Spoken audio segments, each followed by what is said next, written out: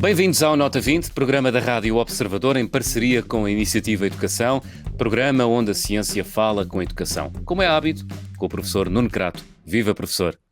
Ora viva, João Miguel! Professor, esta semana vamos olhar para os mais recentes números sobre o chamado prosseguimento de estudos, ou seja, que caminhos tomam as carreiras académicas dos alunos dos chamados TESP, cursos técnicos superiores profissionais, dos alunos de licenciatura em universidade e dos alunos de licenciatura nos politécnicos. O que revelam os dados e que significado lhes podemos atribuir é o que vamos saber com o convidado desta semana. José Ferreira Gomes é professor catedrático da Universidade do Porto. Professor José Ferreira Gomes, bem-vindo ao Nota 20. Muito boa noite, é um prazer. Professor, vamos começar pelos cursos TESP. O que são estes cursos? Os cursos TESP. Os cursos TESP são uns cursos de 2 anos que foram criados em 2014 para funcionar em politécnicos com a intenção de dar uma formação mais rápida a um jovem que pretende entrar no mercado de trabalho. E, de facto, são cursos que têm uma duração de 2 anos. De facto, dentro da escola tem uma duração de 1 ano e meio, portanto, metade da duração de uma licenciatura. 1 ano e meio é que se segue um estágio profissional já numa empresa, uma empresa que se pretende muito próxima da área de trabalho, da área de especialização do estudante, de modo a que ele desenvolva competências, primeiro genéricas na instituição e depois na empresa competências próprias para o desempenho imediato de um posto de direção intermédio. Portanto, é já um curso orientado para uma profissão. É um curso estritamente orientado para uma profissão e a instituição que o propõe, o Instituto Politécnico que o propõe, está obrigado a propor um estágio, juntamente com a proposta inicial de currículo, a propor um estágio numa empresa, com o acordo da empresa, como forma de garantir essa ligação íntima entre o que é a estrutura curricular, a estratégia da instituição de ensino superior e as necessidades da empresa. Ora, para nós, Iniciativa Educação, se me dá licença, isto é interessante por várias razões. A Iniciativa Educação, como sabem, tem essencialmente 2 programas, um programa de apoio à leitura, portanto os jovens que estão a começar no primeiro ciclo, que estão a começar a ler, que é uma questão essencial, que aprendam a ler rapidamente, porque disso depende todo o estudo posterior, e os jovens que estão naquela fase de transição do básico para o secundário, portanto pelos 15 anos, e que têm escolhas a fazer. E desse ponto de vista, a oferta que nós estamos a apoiar, com consultoria, catalisando diversas vontades, é uma oferta de cursos profissionais, de nível secundário, e cursos que têm ligações com a empresa. Ora, os TESP, por isto tudo que nós tivemos a ouvir, podem ser uma continuidade desses cursos. Portanto, dão um seguimento aos jovens que querem ter um curso técnico, de nível secundário, mas que abrem esta perspectiva em seguida de poderem continuar os seus estudos e alcançar um nível superior, embora do ponto de vista técnico. Deixem-me dizer uma coisa. Os cursos profissionais, ao contrário dos cursos de científico-humanísticos, são cursos que dão ao jovem imediatamente uma qualificação para entrar no mercado de trabalho, o que é interessante para muitos jovens e é uma saída que interessa a muitos jovens, mas não fecham aí as suas possibilidades de estudar, ou seja, eles podem estudar mais e os TESP são uma saída natural para esses jovens. Não sei se o professor Ferreira Gomes está de acordo com esta visão. Estou inteiramente de acordo. Quer dizer, o professor Ferreira Gomes é verdadeiramente um especialista destas áreas. Com o ensino obrigatório até aos 18 anos, temos que todos os jovens vão permanecer na escola e, tendencialmente, vão completar o ensino secundário. O problema que se põe é que proposta de ensino secundário se faz a esse jovem. E nem todos têm a mesma vontade, a mesma aptidão, os mesmos objetivos de vida e, portanto, o que estamos aqui com o ensino profissional e o que se fez ao longo dos últimos 20 e poucos anos com o ensino profissional nas escolas, particularmente nas escolas públicas, foi de o generalizar, de o tornar acessível à totalidade dos jovens como opção. E hoje temos uma fração, uma percentagem significativa de jovens do ensino secundário a terminar essa base de formação, essa base educativa obrigatória, a terminá-la por uma via que, como o professor Nuno Crato dizia, é uma via que dá uma qualificação imediata de uma profissão, enquanto que a via científico-humanística supostamente faz uma preparação genérica, muito focada na prática, na entrada no ensino superior, em licenciatura. É importante ter alguma perspectiva sobre isto pelo seguinte, porque os cursos profissionais existem há bastantes anos, mas a extensão da escolaridade obrigatória do 9º ano de escolaridade ou 15 anos de idade para o 12º ano de escolaridade ou 18 anos de idade, essa extensão foi feita entre 2012 e 2015. E os cursos profissionais enquadram-se nessa extensão, ou seja, um jovem que siga um curso profissional cumpre com isso a escolaridade obrigatória. Portanto, eles ganharam uma dimensão nova com esta extensão da escolaridade obrigatória. Uhum. Sendo que depois, como dizia o professor José Ferreira Gomes, apareceram os cursos TESP, os tais cursos técnicos superiores profissionais. Que curso ou que nível de qualificação é que atribuem estes cursos, professor José Ferreira Gomes? Estes cursos de técnico superior profissional são cursos de ensino superior, são uma forma de ensino superior, e uma forma de ensino superior mais curta para permitir ao jovem que mais rapidamente possa aceder ao mercado de trabalho. Os tais 2 anos, não é? Os 2 anos, que de facto é ano e meio na escola, no Instituto Politécnico, mais meio ano de estágio, portanto é metade de uma licenciatura nessa perspectiva, e que resolvam, em parte, que deem um contributo para resolver um problema que é reconhecido em toda a Europa, não só entre nós, que é a frequente dificuldade de emprego dos licenciados. As licenciaturas, os jovens que procuram licenciatura, à medida que aumentou o número de jovens que chega ao ensino superior tradicional, à licenciatura, verifica-se em todos os países que há muitas vezes uma dificuldade de emprego. Há um desajuste entre o objetivo definido na prática, no currículo, na licenciatura, e a realidade do mercado de trabalho, a realidade da economia. E esses TESP procuram fazer essa sintonização de uma forma muito mais estreita.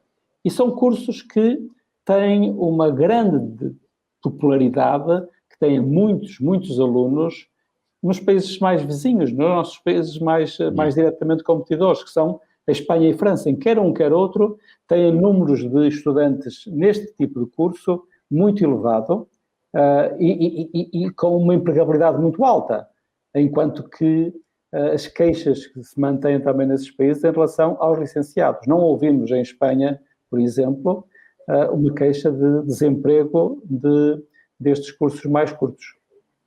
Professor, há aqui um dado interessante, 56% dos alunos TESP, portanto dos alunos que frequentam ou que terminam estes cursos técnicos superiores profissionais, prosseguem depois a sua vida académica em contexto de licenciatura.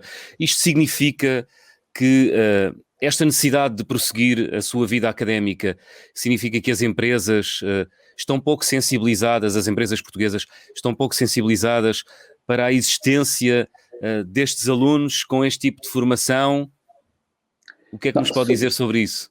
Isto é uma formação inicial, como foi dito, o curso foram criados em 2014, a primeira geração terá saído em 2016 e, portanto, é um perfil educativo que tem de fazer o seu caminho no mercado de trabalho. O número de estudantes tem vindo a crescer de uma forma sustentada. O último número divulgado pela Direção-Geral de Estatísticas do Ministério da Educação dá já 15 mil, o que é, considerando a relativa novidade dos cursos, um número bom, mas muito pequeno em relação ao número total, por exemplo, de estudantes da licenciatura, que é 200 mil. 7 a 8% do número, o que em Espanha ou França são quase 50%, é quase ela por ela. Portanto, há aqui um caminho a fazer. Portanto, do ponto de vista das empresas, sim, há um caminho a fazer, e esse caminho também vai ser feito através de estágios. Ao garantirmos que, para criar um curso, todos os estudantes, no seu segundo ano, vão fazer um estágio numa empresa, não só o estudante se adapta ao posto de trabalho, como a empresa fica a conhecer a competência e o valor acrescentado que esse estudante pode vir a criar na empresa se o contratar. E é essa seguramente a expectativa, é essa a experiência em outros países e vai ser seguramente também a nossa experiência em Portugal, isto é, a facilidade de integração de muitos desses estudantes a um nível intermédio em termos de direção, em termos de supervisão de uma equipe de trabalho, por exemplo, num estaleiro, numa empresa ou num escritório, porque os cursos são dos mais variados tipos. Professor Nuno, não sei se quer acrescentar algum dado. Eu diria uma coisa, é que esta colaboração com as empresas é extremamente frutuosa, ou pode ser extremamente frutuosa, porque as empresas ajudam na própria formação dos jovens a assegurar que o jovem recebe um complemento de formação que se adequa às necessidades do mercado de trabalho. E é por isso que as empresas colaboram, quer dizer, colaboram no profissional a mesma coisa. Há cursos profissionais que têm imenso sucesso. Porquê? Porque as próprias empresas colaboram, por vezes no desenho desses cursos profissionais, mas depois mais tarde na própria formação dos jovens, e com isto esses jovens saem já com uma preparação não só teórica, mas com uma preparação prática. Agora, o que nós sabemos, em geral, em Portugal e em muitos outros países, é que há uma grande falta de técnicos e de técnicos intermédios, portanto, de técnicos, ou seja, pessoas formadas no ensino profissional, e de técnicos intermédios ou superiores, ou seja, pessoas formadas com o TESP, e estas escolhas são escolhas que podem ser muito úteis a muitos jovens. Muito bem. Estávamos a falar, ou o tema do programa de hoje é o prosseguimento dos estudos, já falámos sobre o prosseguimento no caso dos alunos dos TESP. Gostava de me focar aqui nos últimos minutos que temos do programa desta semana nas licenciaturas com origem na universidade e nos politécnicos. Portanto, os números o que nos dizem é que muitos licenciados, 71% dos licenciados em universidade transitam para o mestrado, 29% dos licenciados no Politécnico transitam para o mestrado. O que é que significa, antes de mais, professor José Ferreira Gomes, esta disparidade de dados e no seu cômputo global, que leitura é que podemos fazer deste dado, ou destes dados? Estes números são bastante compreensíveis se atendermos à história do sistema e à memória individual, à memória das instituições e à memória do mercado de trabalho. Qual era a realidade?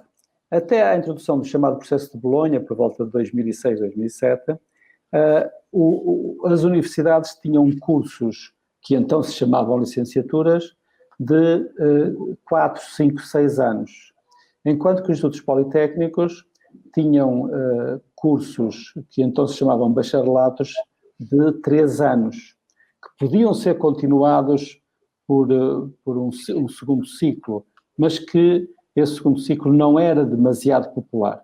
Portanto, o mercado de trabalho, os jovens, as famílias, estavam habituados a, se entrassem num politécnico, ao fim de 3 anos, transitar para o mercado de trabalho. Podiam depois regressar a uma universidade, a um instituto politécnico, para fazer uma especialização dentro da sua área de trabalho, mas a transição fazia-se maioritariamente ao fim de 3 anos. Enquanto que numa universidade sabiam que estavam a mergulhar por um período mais longo.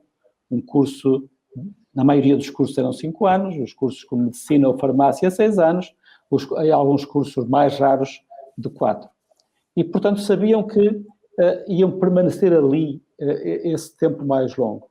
E os cursos, as instituições, as universidades, desenhavam os cursos de modo a que, inicialmente, nos primeiros anos, tivessem cadeiras básicas, chamemos de teóricas, relacionadas com a disciplina, e no segundo ciclo, na segunda parte do curso, na segunda parte da licenciatura, nos últimos anos, tivessem normalmente cadeiras, disciplinas mais adaptadas às atividades profissionais a que os alunos poderiam ingressar.